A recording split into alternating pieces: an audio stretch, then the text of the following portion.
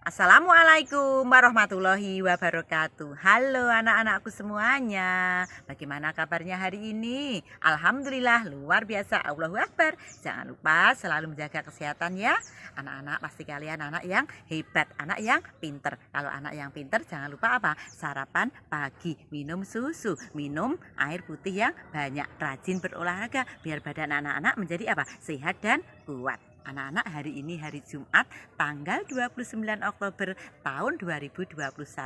Hari ini kita akan belajar mengenal nama-nama nabi. Nama-nama nabi itu ada berapa anak-anak? Oh iya, ada 25 yang tercantum di dalam Al-Quran. Namun hari ini kita akan mengenal salah satunya yaitu Nabi Nuh alaihi salam. Anak-anak, ayo kita simak videonya belas ya.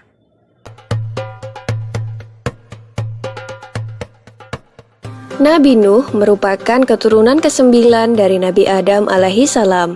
Pada masa itu, setiap manusia memiliki usia yang panjang. Nabi Nuh diangkat oleh Allah menjadi nabi dan rasul pada usia 480 tahun.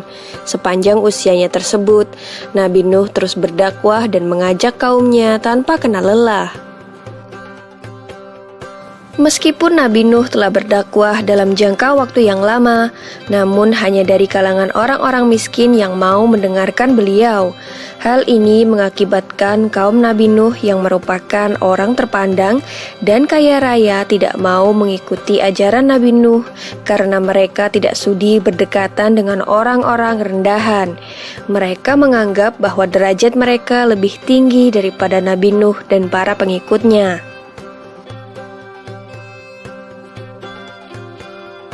Bagi kaum yang durhaka itu, Nabi Nuh merupakan manusia biasa yang tidak mempunyai kelebihan apapun. Alasan itulah yang mereka gunakan untuk tidak menaati ajaran yang dibawa Nabi Nuh. Para pemimpin kaum yang kafir itu kemudian berkata bahwa mereka akan mengikuti ajaran Nabi Nuh jika pengikutnya yang terdiri dari orang-orang miskin itu diusir terlebih dahulu. Tentu saja Nabi Nuh menolak permintaan mereka. Penolakan itu membuat para pemimpin kaum yang kafir merasa kesal, kemudian mereka menantang Nabi Nuh. Jika memang kedurhakaan mereka kepada Allah akan mendatangkan azab yang besar, maka mereka meminta Nabi Nuh untuk segera mendatangkan azab yang besar tersebut. Begitulah sikap kaum Nabi Nuh yang sombong dan angkuh. Mereka menentang Nabi Nuh dan mereka juga menentang murkah Allah. Mereka kemudian bergegas meninggalkan Nabi Nuh. Sebagian dari mereka bahkan berteriak dan mengejek Nabi Nuh sebagai orang gila yang tidak tahu diri. Dengan demikian, kaum Nabi Nuh yang durhaka itu tetap melakukan penyembahan terhadap berhala dan tidak memperdulikan ajakan Nabi Nuh untuk bertaubat. Mereka menyembah patung-patung yang mereka anggap sebagai Tuhan karena sesuai dengan ajaran leluhur mereka sejak dahulu. Allah kemudian memberikan petunjuk kepada Nabi Nuh agar membangun bahtera kapal yang besar di puncak bukit. Meskipun dikerjakan bersama dengan para pengikutnya, ternyata pembuatan kapal tersebut memakan waktu yang lama. Nabi Nuh harus diuji kesabarannya menghadapi kaumnya yang memandang pekerjaannya itu sebagai pekerjaan orang gila.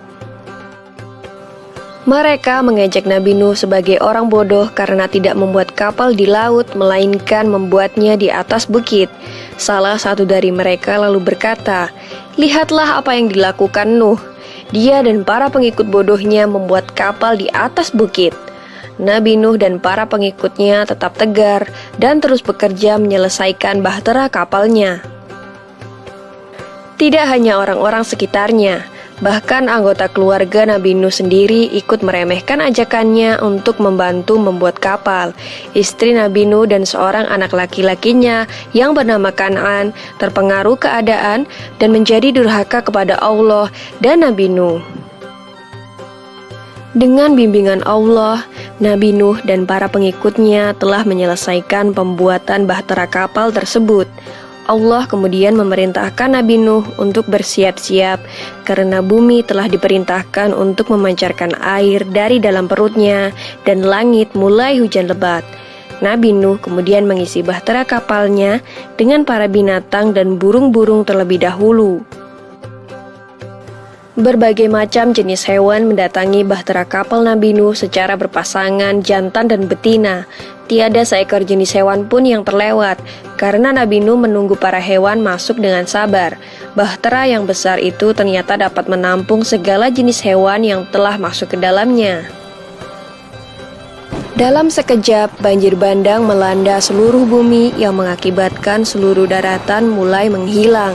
Nabi Nuh yang berada di atas kapal terus berdoa kepada Allah untuk diberi keselamatan. Tak lama kemudian, beliau melihat putranya, Kan'an, yang berenang menyelamatkan diri. Nabi Nuh merasa tidak tega dan berusaha menyelamatkan putranya itu. Namun Kan'an ternyata masih keras kepala. Ia malah berenang menuju daratan yang tersisa karena berpikir mungkin ia akan lebih aman di sana. Namun Allah berkehendak lain. Ombak besar datang ke arah Kan'an. Ia pun akhirnya tenggelam tergulung ombak. Tak lama setelah seluruh kaum Nabi Nuh yang durhaka tenggelam, banjir berangsur surut.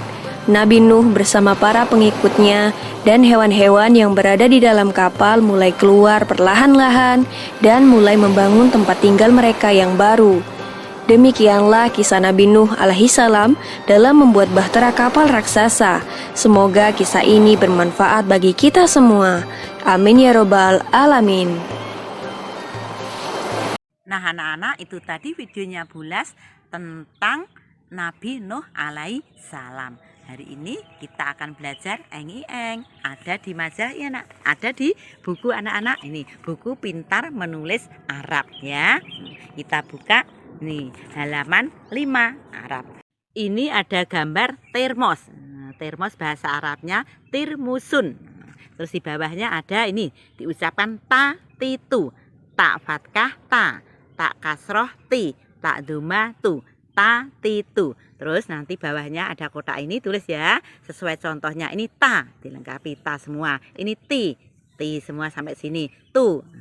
Terus bawahnya ta titu sampai sini juga. Bawahnya juga ada ta titu. Nah anak-anak, itu tadi menulis apa? Ta titu. Pelan-pelan dalam menulis, hati-hati biar hasilnya bagus. Nah anak-anak, itu tadi tugas dari Bu Guru. Selamat mengerjakan dan selalu tetap semangat. Jangan lupa berdoa dan sholat 5 waktu. Sekian dulu dari Bulas. Terima kasih. Wassalamualaikum warahmatullahi wabarakatuh. Dadah.